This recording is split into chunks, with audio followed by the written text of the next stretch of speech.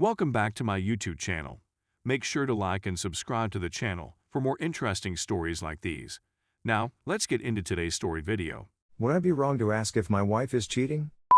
I've been married to my 31 male wife, 31 female, for 2.5 years. She is quite close to her sister and sometimes stays over for movie nights, girl conversation, and so on. It does not bother me in the least. Her sister has recently been experiencing troubles at work as well as conflict with her other siblings. She has started asking my wife to stay the night more often as a result of her stress. This has irritated my wife, who claims she doesn't have time for herself. My wife has remained with me 3 times this week, including today, which is unusual. On my way home after hanging out with a buddy, I grew worried and decided to drive over and see if she was still there. It was dark outside, but her automobile didn't seem to be there. I contacted her shortly after I arrived home, and she stated she was getting ready to leave her sister's house. We've been having problems with intimacy for a long, and she's promised to work on it. These difficulties are leading me to believe that she may be seeking for fulfillment outside of our marriage. I want to confront her about not being at her sister's house, but I'm afraid I'll be mistaken. In addition, we want to attend a fireworks display with friends on Memorial Day and don't want to make things unpleasant. Is it wrong for me to confront her? Update 1. When she went home that morning, her phone received a notice while she was asleep. The texts were from an old high school crush. Instead of seeing her sister, she seemed to have been meeting him for. This has been going on for more than a year. She has met at both his and our homes. They were also deeply affected emotionally. She had more intercourse with him than she had with me throughout our whole marriage. She found a method to meet with him whenever I was at work or with my friends. When I challenged her, she attempted to lie about everything. I backed her up against a wall with evidence, and she ultimately confessed. She sobbed and apologized many times, but I left the home. I had minor doubts throughout the years, but I dismissed them as paranoia. We haven't had since we were married and have gone through marriage therapy. Otherwise, everything was going swimmingly in our relationship. There was nothing wrong with her drive, she simply liked having with other guys and going home to pay her expenses. I'm really sad and enraged. I did all I could to be a good spouse. I didn't deserve any of this. This will very certainly lead to trust concerns in my future relationships. We don't have any children or own property together. Update 2. Here's an update to my prior post from last week. I discovered an error in my last post. We've been married for 1.5 years, not 2.5.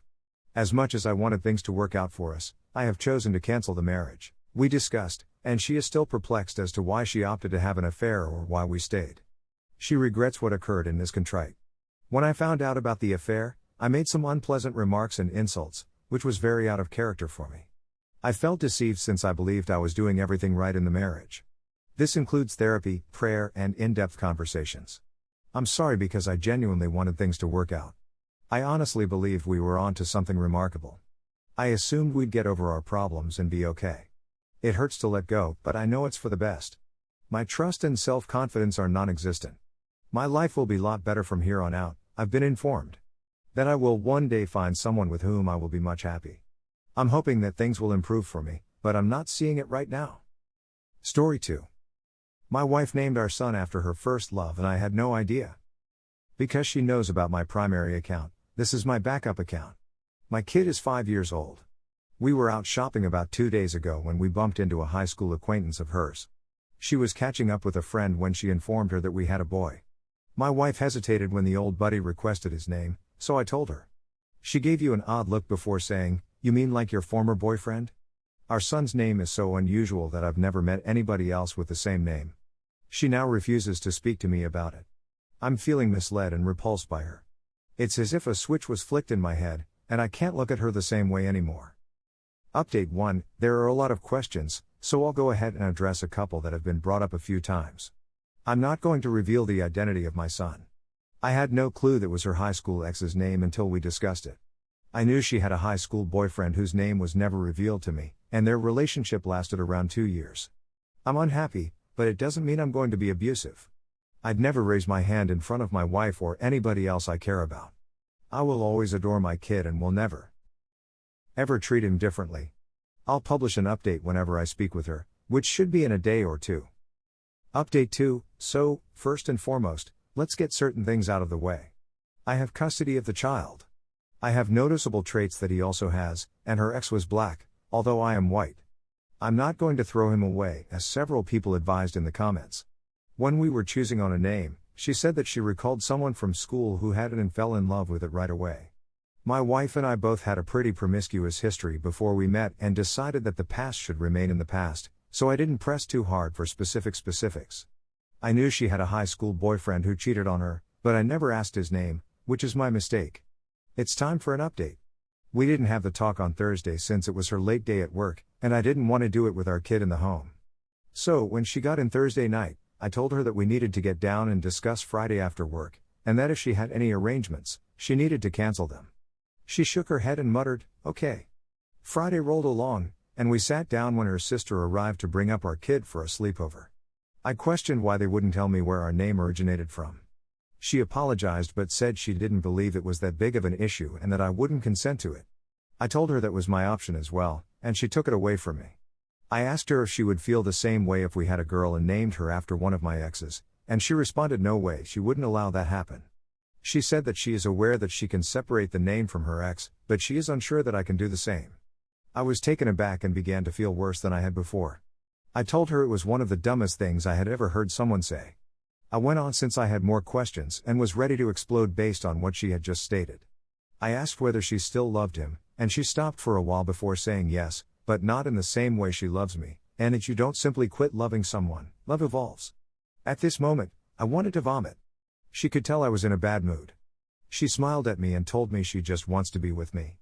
I said that I wanted to know how much you love him. She then placed her hand on my leg and attempted to divert the conversation. I ordered her to remove her filthy hand off my face and answer the question right now. Right then, her attitude shifted from wanting to go on to no, he didn't just swear at me. She added, "Look, I understand you're unhappy, but what's done is done, so you need to get over it and go on." She stood up and said, "I'm going to meet my mom for supper, I'll see you when you come home." I informed her that if she walks out that door, she won't. She stared at me as if I were full of, grabbed her bag, and walked away. Last night, I packed my belongings and slept at a friend's place. I'm simply sitting here trying to figure out what I should do next. Update 3. So, first and foremost, thank you for all of your support. With the exception of a few trolls who called me the most of you have been fantastic. So I returned home the following day after spending the night somewhere else. She didn't say anything to me other than hello and went back to fiddling with her laptop. I walked upstairs, dropped my belongings in the guest room, and laid down to nap since I hadn't gotten much sleep the night before. She walked in and asked what I was doing, and I informed her that I would be sleeping in here until she was ready to sit down and have an adult chat about the name. She rolled her eyes and said she thought I was done, and she wondered why I bothered to come home if I was going to behave like this. I informed her that it's my house, and I'm not going to lose out on time with my kid just because you can't identify right from wrong, or at the very least confess it. She stormed off, and that was the end of the day. When I got home from work the following day, she was waiting for me on the sofa. She inquired as to what it would take for us to return to normalcy. I told her that first and foremost, we would need to consult with a marital counselor and discuss changing our son's name to his middle name. The expression of wrath on her face as I stated that final line was unlike anything I'd ever seen. I hate to admit it, but seeing that made me happy. She rushed out, telling me to go myself, which was never going to happen. We didn't say anything else the remainder of the day. My wife hadn't returned home from work by the following day. It was her parents who began hammering on the door. They said that we needed to chat, so I welcomed them in and we sat down. They said that they were always aware that what she did was wrong, as were her whole family and all of her friends. They apologized to me for keeping it a secret and said that they support therapy and would gladly pay for it, but changing his name is too drastic. I thanked them and said that I hadn't taken that choice hastily. I informed them that you never know what you do until you're in this scenario. They departed after a little more conversation and requested me not to tell my wife they had come by. I agreed. I contacted around shortly after they departed, located a counselor, and scheduled an appointment that fit with both of our work schedules. When my wife arrived, I informed her about the appointment, and she just walked away without saying anything. Our meeting is on Thursday, and I'm still sleeping in the guest room. So far, that's what's been going on. Thank you, and I'll try to keep you updated as soon as I can. Edit. I simply wanted to express that I'm not going to go ahead and alter the name. It's something I'm thinking about. I'd want to speak with the counselor first to determine what influence it would have, if any, and how to proceed if there isn't one.